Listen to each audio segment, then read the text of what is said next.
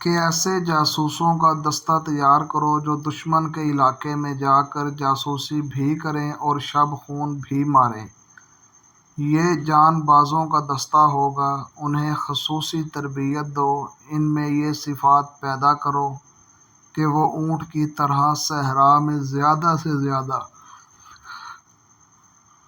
عرصہ پیاس برداشت کر سکیں۔ ان کی نظریں عقاب کی طرح تیز ہوں، ان میں صحرائی لومڑی کی مکاری ہو، اور وہ دشمن پر چیتے کی طرح جھپٹنے کی مہارت طاقت کے مالک ہوں۔ ان میں شراب اور حشیش کی عادت نہ ہو، اور عورت کے لیے وہ برف کی طرح یخ ہوں۔ بھرتی تیز کر دو علی سفیان، اور یاد رکھو میں ہجوم کا قائل نہیں، مجھے لڑنے والوں کی ضرورت ہے، خواہ تعداد تھوڑی ہو، ان میں قومی جذبہ ہو اور وہ میرے عزیز کو سمجھتے ہوں۔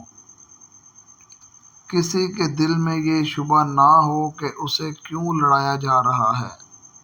اگلے 10 دنوں میں 1000 تربیت یافتہ سپاہی امارت مصر کی فوج میں آ گئے، اور ان 10 دنوں میں زکوئی کو ناجی نے ٹریننگ دے دی کہ وہ سلطان کو کون کون سے طریقے سے اپنے حسن کی جال میں پھنسا کر اس کی شخصیت اور اس کا کردار کمزور کر سکتی ہے۔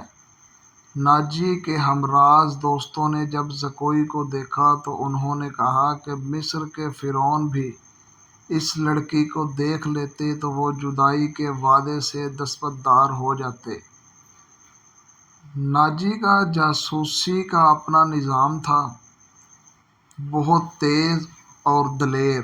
وہ معلوم کر چکا تھا کہ علی بن سفیان سلطان کا خاص مشیر ہے، اور عرب کا مانا ہوا سرخرسان اس نے علی کے پیچھے اپنے جاسوس چھوڑ دیے تھے اور علی کو قتل کرنے کا منصوبہ بھی بنا لیا تھا۔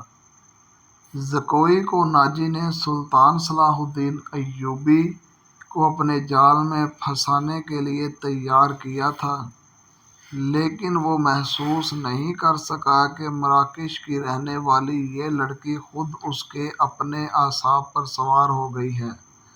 وہ صرف شکل و صورت ہی کی دلکش نہیں تھی، اس کی باتوں میں ایسا جادو تھا کہ ناجی اس کو اپنے پاس بٹھا کر باتیں ہی کیا کرتا تھا۔ اس نے 2 ناچنے گانے والیوں سے نگاہیں پھیر لی جو اس کی منظور نظر تھی۔ 3-4 راتوں سے ناجی نے ان لڑکیوں کو اپنے کمرے میں بلایا نہیں تھا۔ ناجی سونے کے انڈے دینے والی مرغی تھی جو ان کے آغوش سے زکوئی کی آغوش میں چلی گئی تھی۔ انہوں نے زکوئی کو راستے سے ہٹانے کی ترکیبیں شروع کر دیں۔ وہ آخر اس نتیجے پر پہنچے کہ اسے قتل کیا جائے، لیکن اس کو قتل کرنا اتنا آسان نہ تھا، کیونکہ ناجی نے اسے جو کمرہ دیا تھا اس پر 2 محافظوں کا پہرہ ہوا کرتا تھا۔ اس کے علاوہ یہ دونوں لڑکیاں اس مکان سے بلا اجازت نہیں نکل سکتی تھیں جو ناجی نے انہیں دے رکھا تھا۔ انہوں نے حرم کی خادمہ نوکرانی کو اعتماد میں لینا شروع کیا، وہ اس کے ہاتھوں زکوئی کو زہر دینا چاہتی تھی۔ علی بن سفیان نے سلطان صلاح الدین ایوبی کا محافظ دستہ بدل دیا۔ یہ سب امیر مصر کے پرانے باڈی گارڈز تھے۔ اس کی جگہ علی نے ان سپاہیوں میں باڈی گارڈز کا دستہ تیار کیا جو نئے آئے تھے۔ یہ جانبازوں کا نیا دستہ تھا جو سپاہ گری میں بھی طاق تھا، اور جذبے کے لحاظ سے ہر سپاہی اس دستے کا اصل میں مرد مجاہد تھا۔ ناجی کو یہ تبدیلی بالکل بھی پسند نہیں تھی، لیکن اس نے سلطان صلاح الدین ایوبی کے سامنے اس تبدیلی کی بے حد تعریف کی اور اس کے ساتھ ہی درخواست کی کہ سلطان صلاح الدین ایوبی اس کی دعوت کو قبول کرے۔ سلطان صلاح الدین ایوبی نے اس کو جواب دیا کہ وہ 1 دن میں اس کو بتائے گا کہ وہ کب ناجی کی دعوت قبول کرے گا۔ ناجی کے جانے کے بعد سلطان صلاح الدین ایوبی رحمۃ اللہ علیہ نے علی سے مشورہ کیا کہ وہ دعوت پر کب جائے۔ علی نے مشورہ دیا کہ اب وہ کسی بھی روز دعوت کو قبول کرے۔